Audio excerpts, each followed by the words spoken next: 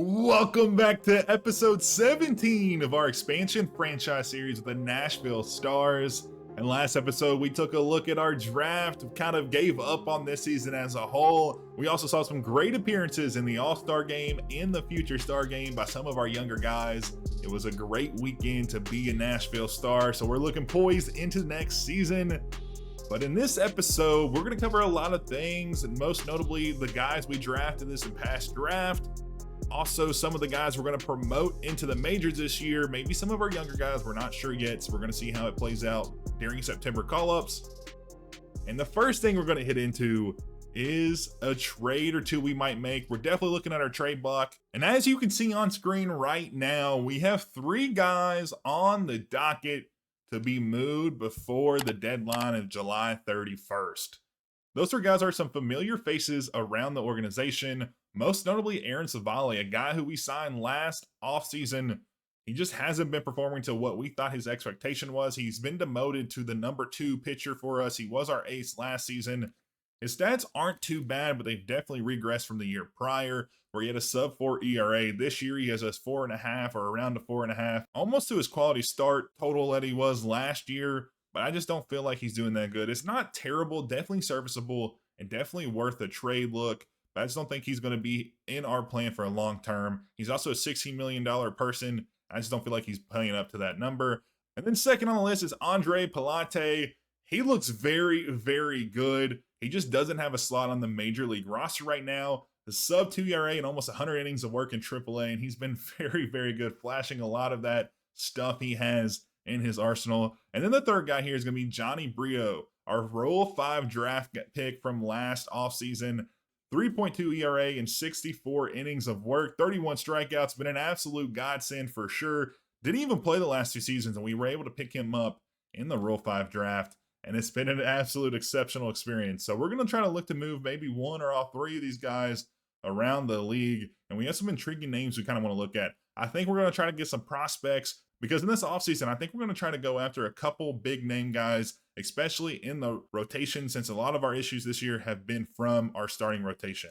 And the first trade we are going to make is going to be Aaron Savali for Vincent Theofanopolous, which seems like an interesting trade on the surface, but when you look at our relief pitching core, it's just not very good, and there's just not much there. We have a lot of older guys like Josh Stalmont. We saw it out of free agency. We only really have 5 guys above 70 overall. The Weisiga looks to be on the back burner. He's been injured most of the season. And so we just need another arm there that can really just push us over the edge. And Vincent Theofanopolous is 19 years old, has a B potential, and looks like he's going to be a very good guy down the road. The Cardinals are in the wild card race as it sits right now. They're only 5 games back. So if they can get a piece, they're only 3.5 games back. If they can get a piece or 2, they could push to make a run for it for the last place spot. So we're going to make that move, and I think it makes sense on the surface. We give a very good arm in the starting rotation, 80 plus overall. So you know what you're going to get with him. Very good stats on the season. And I think it just makes a ton of sense for us to offload Savali right now, especially since we're looking for a way to get some of our younger guys into the major league rotation as is. So I think picking up a relief pitcher is the way to go here. And I think this is going to be a very good first move. And then the second trade we're going to go for is going to be Andre Palate for Eduardo Tait. Eduardo Tait was undrafted originally, does have very good grades as a catcher, has a very good fielding, which is something we need on the roster, and also has decent hitting stats for a catcher. His stats just don't show it here in AAA. He may start out in AA for us just to get a couple reps down there against some easier competition. But the Red Sox need some pitching. They're currently in first place in the East Division. They have some decent pitching, but a lot of their guys are regressing or getting older as is. Their 5th best pitcher on the rotation right now is John Means at 74 overall. So Andre Palate is a little bit of a improvement there, and he also adds a little bit of youth. He'll be their youngest starter right now before Quinn Priester gets into the major leagues. I think this one makes a ton of sense as well for us. Palate just doesn't have a route right now to get to the majors. All of our starters except for one right now are under 30 years old, so there's not really much movement there. And we also need to make an avenue for Chris Patton. He's progressing really, really well, really, really fast. And he's going to make the move up to the majors sooner rather than later. So this is what we're going to do. We're going to acquire another catcher on the list. He's going to be our 4th best catcher, but he's very young and probably will fill in well down the line for when Kara joins the starters and becomes our everyday player. Tait will be there to backfill him down the road as a top prospect. And that gives us the room to promote Ryan Feltner to the Major League roster. He's been all season in AAA and has had a very good year so far, so he'll spot in as our long reliever. He may fill in here and there as a starter, but that's where he'll sit for now. And that'll also open us to other avenues for a couple of our players to get promoted. We're going to be moving Johnny Beach to the AAA roster. He's been very, very good in AA, so he needs to make that call up. And that's where we'll sit right now, a few weeks before the deadline. We're the 19th ranked team in the league, so we didn't go down any, so that's good, even though we made a few changes. Let's go ahead and move past the deadline and then look at our draftees and see who we can sign, and we'll see who they turn out to be and how good we did this draft. And if the injury situation couldn't get any worse, Ray McAllister will end his season with a damaged knee cartilage injury, and he'll be out for the next 2 months. So his year is done, which is extremely unfortunate because we were looking to try to possibly promote him into the Major League team over the next few weeks, maybe during September call-ups. And he's not only gone out with a big injury, he's our 2nd center fielder to go out with an injury. He was having an amazing year. 336 average, 14 homers, almost 50 RBIs, 6 steals. He was doing it all and progressing insanely quick. And just, it sucks because we could have seen him be like a 75 overall next season. So it's very, very demoralizing to see him go. But he will be shut down until the 2028 season. This may stutter him from making a debut on opening day. He may come up a few weeks later into the season next year, but he's definitely going to be in the Major League roster at some point next year. But I was hoping he would get his opening day start next year. Just a very unfortunate timing for that injury. And I just guess this is the year of the injury because David Hamilton goes down with that injury. It's shorter term, only 2 weeks possibly, but still, man, we are just not catching a break. And Cole Reagans will be headed to the Red Sox as they pick up another big arm after we just traded them one. So I guess they weren't happy enough with that. He will be moving on from the Royals as the Royals get a decent haul. Kristen Campbell, who's actually having a really good season this season in real life. So maybe he'll pan out, maybe not. But that's a big haul for the Royals from the Red Sox. And as we get into our draft picks, I'm not going to make you wait. Looking at him here, Johnny Dell, the 19-year-old right fielder, 75 overall, 93 potential. He's going to be absolutely insane. The 6th overall pick doesn't disappoint. Would love to see a little bit more speed, but honestly, I can't complain. I'm super excited with that one. Bryant Humber, our starting pitcher that we picked second, our second first-round pick, like 30-something, I think. 86 potential, doesn't have the overall capability that I would love to see, but looks to be very, very good. Is hopefully going to progress super quickly. I mean, he's only 18, so he has a ton of time to get up to that 86 overall. And then Richard Nieve, our 3rd pick for us. He was a hidden pick, and he's an interesting second baseman. Typically, your second basemen aren't going to be major power hitters, but his power is off the charts. His contact is a lot to be desired, but he absolutely mashes the ball. He has a ton of places to improve. I mean, fielding, speed, contact, discipline, clutch, everything, but that power really shines bright.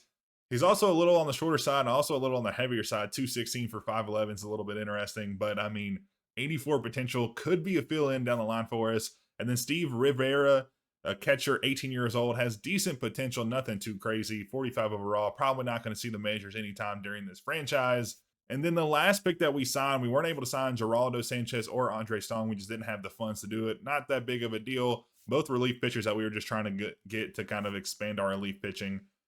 But Eduardo Gomez, 97 potential, 59 overall, has a 4-pitch mix, looks to be very good, 20 years old, 4th-round draft pick for us. I'm not too upset about this. I think this was an amazing draft pick for us. I mean, highlighted by Dell. He's going to be really, really good, dude. I am so excited to use him this season. It is going to be crazy. But as we take a look around the league, the Nationals, the in-division rivals, got the best player I think I've ever seen. 87 overall, 95 potential. The 21-year-old shortstop Maxwell Monreal, or however you pronounce it, looks to be like an absolute dog. You would love to see a lot more contact, but I mean, he absolutely mashes lefties. The clutch really isn't there. That fielding is amazing. A diamond glove over there. He's probably going to get platinum gloves after platinum gloves. He could start in the majors right now, right this second, but I'll have to wait the next year. He looks to be very good. Their draft class honestly wasn't that bad, but highlighted by a very, very good top #1 overall pick. And then the team that picked second, the White Sox, swung and missed on their pick. 84 potential, 68 overall. He'll be serviceable down the line, but not like the gym or the generational player like the Nationals got. He'll be all right. They did make it up with their second round pick, Solomon Norman, the closing pitcher. Looks to be very, very good. Grades out really well. Hits for 9, Ks for 9's great. He's a lefty that can throw hard. You don't see too many of those, especially in a closing spot for such a young guy. So they made up for it in their second pick. And then at #3, the guy that we were possibly going to go after if he wasn't chosen earlier, Kevin Villasmil, going to the Rays in the 3rd overall spot. 21 years old, a center fielder, is very good. 89 potential, grades out already at a 78 overall. Very, very fast, decent fielding out there in center field, good enough to be serviceable. Is going to be a very big home run hitter down there in Tampa, Florida. A lot to be desired in contact, and that clutch, not that great. So he's not going to be the best 4-hole or cleanup guy, and you probably wouldn't put him at the top of your lineup either because he does have the speed, just doesn't have the contact to get on base a lot. So he's very interesting, but definitely a very good pick for the Rays, who have a history of developing top talent. So as we get out of the draft coverage and we saw some of our picks and some of the best picks around the league, I kind of wanted to cover the players that we picked up recently via trade. And 2 of those players, the first one is going to be Vincent Theofanopolous. He is a relief pitcher that we picked up from the St. Louis Cardinals when we traded away one of our starting pitchers. He's a 19-year-old, 70 overall B potential relief pitcher. Has struck out a ton of people, 61 strikeouts in 57 innings, even got some work as a closer. Not sure if he'll slot in a closer with us down the line, but I want to cover him right off the top. So let's go ahead and jump in a game or 2 with him and see how he does. But as we join the AAA team here today, we will be joining them with Carson Mildebrandt on the bump. And he actually has a very good outing today, going 5 full innings, only giving up 1 run. And that's when we will bring on Vincent Theofanopolous in relief, our new relief pitcher that we acquired via trade from the Cardinals not 2 weeks ago. And he'll be here for his first outing as a part of the jumbo strip, and he will get a fastball high heat strikeout. That was a big punch out to start his tenure with the team. Top of the 7th, he'll get another punch out on that high heat. That's pretty good pitch to deal him out on. But the success has come to an end as Ethan Wilson will go up the middle for a single. But he will get out of a 2-runner jam in the top of the 7th on a fly out to right field as he's gone through 2 innings of work unscathed.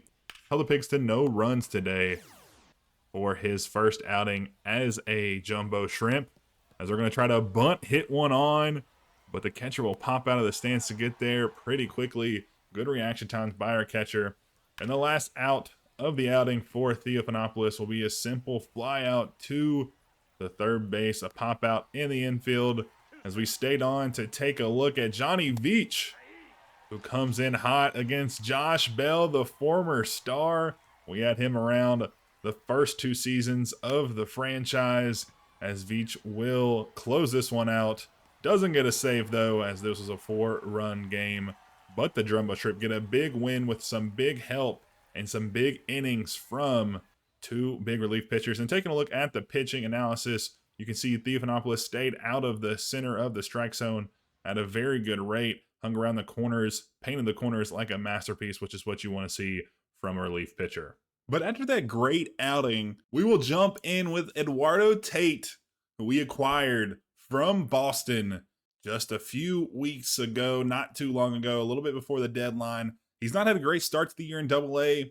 12 games so far, a .167 average with his OPS right at 500.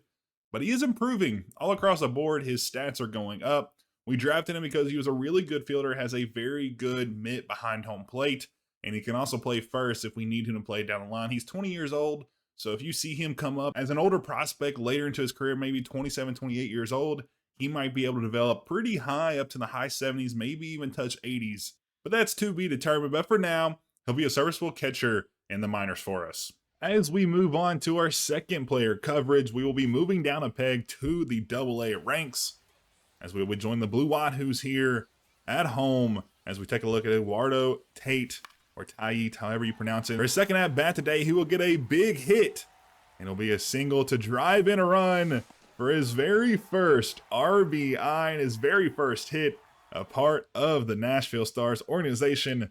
He hasn't had the greatest success so far this season, batting under 170 on the year, which just doesn't really translate well for future development. But he's been able to get some big hits here. The ground out 95 miles an hour, the fly out to center field 85 plus mile an hour. So the power's still there as he develops. If he can develop quickly, he's definitely going to be a longer term investment. He's not going to be somebody we are looking to move up within the next few seasons. But as we stayed down with the AA team, we got a chance to look at Brian Logan, who went 9 innings, 112 pitches to get his first shutout of his career. So just a brief overview of him as well. Great pitcher. Gonna love to see him in the next few seasons as he moves up the ranks of the franchise. And now we will pick back up with the major league team here in the end of August, one day before September call-ups. But before then, we're gonna try to look at some contracts and see if we can extend some current players on the roster. Looking through here, there's a ton of guys about to enter arbitration or on their last deal of arbitration going to free agency, or guys that are, 10-year vets like Conforto who are going to be gone next year, who we're not going to sign back. So first off the top is Luke Raley. We traded for him, I think, at the beginning of this season. I'm not exactly sure. He's been okay in terms of what we wanted him for. Looking at his stats, he's slugging almost 450, which is why we brought him in. He's got 22 homers. He's had 20 plus homers in each of the last 4 seasons. He's never going to be a big average guy. His career average is 240, but that slugging is really what you want to see. Driving that OPS up, driving in a lot of runs.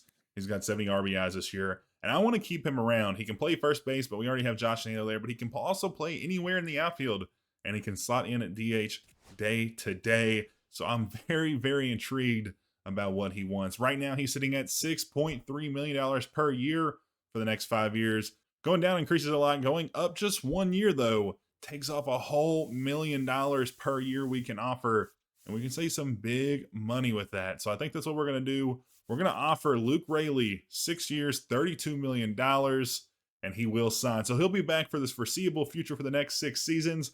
Obviously, we can trade him down the line, but we'll probably at least keep him around for a year or two, because if he can produce 25 to 30 homers a year, we'll be very, very excited about that.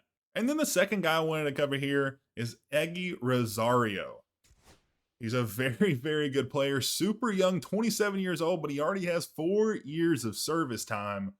So that means his arbitration years are coming quickly. But right now for us, though, he's pretty much a platoon player, hitting only against lefties, because look at that lefty contact and power, 87 both ways, just absolutely insane. Against righties, though, it's just not the same, but it doesn't matter. I don't mind to platoon some players here and there. He's batting .262 this season with the .426 slugging, so it puts him right at that .760 mark for OPS. So pretty average player, maybe a hair above average, but I think it's very enticing to see if he wants to come back. He's looking for $9 million a year, 5-year deal, and really increasing this doesn't get us much. So I think we're just going to settle with the 5-year deal right at that $9.1 million. Actually, we're going to go a little lower. He's already interested in us. The morale's high. He has a compatriot. He likes the area he's in. So we're going to try to get a hometown discount at $42 million. He wants us to increase the salary. Let's go up to 42.5. He thinks he's worth more. 43. Oh my goodness.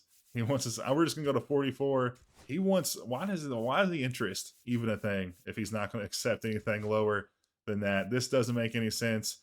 He'll select 9.1. So I don't understand what the interest bar is for. I guess it just doesn't matter. But we'll sign Eggy Rosario back for 5 years. Very intriguing stuff. But look at the rest of this list. I'm not exactly sure we'll sign anybody back right now. Mika Bell's another big name that we want, but he's still in his renewable years. We're not in any rush to sign him. Conforto's not going to come back next season. Just hasn't been producing. Has hit a little bit of a hot streak here, hitting .262, but I think when we signed him after that 918 OPS season. Even though those were limited numbers, he just hasn't really performed to the level we want. And then the rest of these guys are younger guys that we probably just won't worry about till later. So let's go back and jump into and see who we bring up for September call-ups. And as we get into September, we've gone back and forth about who we want to bring up. A little bit ago, we did say we're going to bring up some younger guys, but I just don't think that right now makes the most sense. Just because a bunch of our younger guys looking at, some starting pitchers. We have Chris Patton, our top prospect in the organization, and he's looking all right. He has bloated a little bit in his ERA in his last few outings, but he's 72 overall and just doesn't really fit in to what we're doing. There's a ton of guys above him that kind of should get a look before him. So we're going to keep him down in AAA now, but we will bring up Mick Abel as one of our first call-ups for this season. He's still under .1 service, so he's not going to ruin any of his service time stuff. And he got called up 2 years ago, and he was able to play 4 games, so he's going to get another call-up. Another one of our guys who we were going to call up this year, obviously, but he got injured, and that is Ray McAllister. He's still improving even though he's injured. He's +9 on his contact versus righties, +7 on his contact versus lefties. So he's still improving, which is very good to see. But instead, we're going to call up Stone Garrett, who we sent down not too long ago. Looking at his contract, he still has a ton of minor league options, and we have him signed for the next season. So he'll probably start out next year in minor leagues, and we may call him up at some point if we need another bat. His contact's really good, so he can serve us as a pinch hitter here and there. Fielding's not the greatest, but he is regressing a lot, which is, unfortunate to see. But for right now, I think he fits well with us. So those are the 2 guys we're going to call up.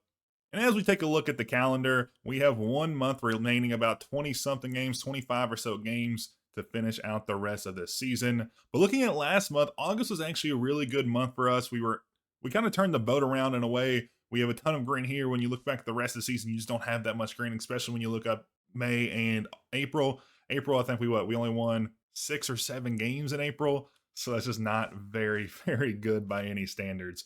So we're going to get through the rest of the season. We'll play a couple moments. We may highlight them here, but we're not going to get into a ton of gameplay. I want to get to the end of the season this year. We don't really have a chance. We are 4th in the division. We're way back in the wild card. So we don't really have a chance to make the playoffs this year. And I want to be able to get to the offseason next episode. And then 2 episodes from there, we'll get into the 2028 season, which should be our best year yet. I've been saying that every year, but hopefully this time it'll work out. And we'll get to the end of the season at 68-94. Just not a very good season by any means. And looking at our record over the last 3 seasons, we've actually gone down each year. 77-85 the first season, 69-93 this past year, and this season we're at 68-94. So this has not been a good run so far. Our team seems to be improving, but the on-field performance just hasn't really been there for us. And a big reason for that is that we have a league worst ERA at a 4.55. Joey Cantillo is our only starting pitcher below a 4 ERA. Brady Singer, who's our second best, is at a 4.85. So that is not good at all. Just miserable performance all the way around. Pitching has definitely been our biggest issue this season. Our bullpen is still good, but we are, allowing the most hits, allowing the most runs. We just can't really get anything. We're allowing the most home runs. Geez Louise, 230 versus 207. A big portion of that's definitely our left field wall being so short. We will probably change that, maybe not this season, but next season. We're going to push it out a little bit just because we have seen a ton of home runs at home when we aren't really getting that benefit. But besides the point, our pitching is pretty bad, but we have been a decent strikeout team, coming in at 10th on the list, almost 1,200, right behind the Yankees and Twins. So, there's some good things that we have in the rotation. Like we have a ton of guys that can strike out a ton of players, but it just doesn't seem like we can really put it together. But looking on the opposite side of the field, you have the batting average, which was actually really good this year. We were 18th, top 20 in the league. Very, very good performance after a very miserable first half of the season. Josh Naylor led the team with a 276 average, followed by Victor Robles and Josh Smith. So not too bad at all. I'm very, very happy with that. And looking at power hitting, we're another, 21st this year. We weren't that great last season, but we picked up Luke Raley and we just signed him to a longer-term contract and then contract extension. So we have 2 big power bats now. Josh Smith also with 24 homers. Not too shabby either. So, our offense is there. It's just our pitching that keeps letting us down. Top 20 in RBIs as well. So I'm very happy where our lineup is. But this offseason, we are going hard for another pitcher or maybe even 2 starters that can give us a big benefit. I know we have a couple guys that are in the wings and waiting. Maybe we trade some of our guys right now, but I think we need to pick up at least another big name in pitching. We did last year with Brady Singer, but he just was miserable this year. So we are going to have to revise our plan and revitalize our starting rotation. But as we come to the end of the playoffs, it is a 3-3 series versus the Twins versus the Braves. One more day, and your Braves will be the 2027 World Series champions. The Dodgers were the winners last year, I think. Yeah, the Dodgers were the winner last year. I'm not who it was the year before. Y'all can probably go look back at that better than I can. But looking here, you can see the Dodgers actually got upset by the Braves in the NLCS. Seattle lost to the Twins there as well.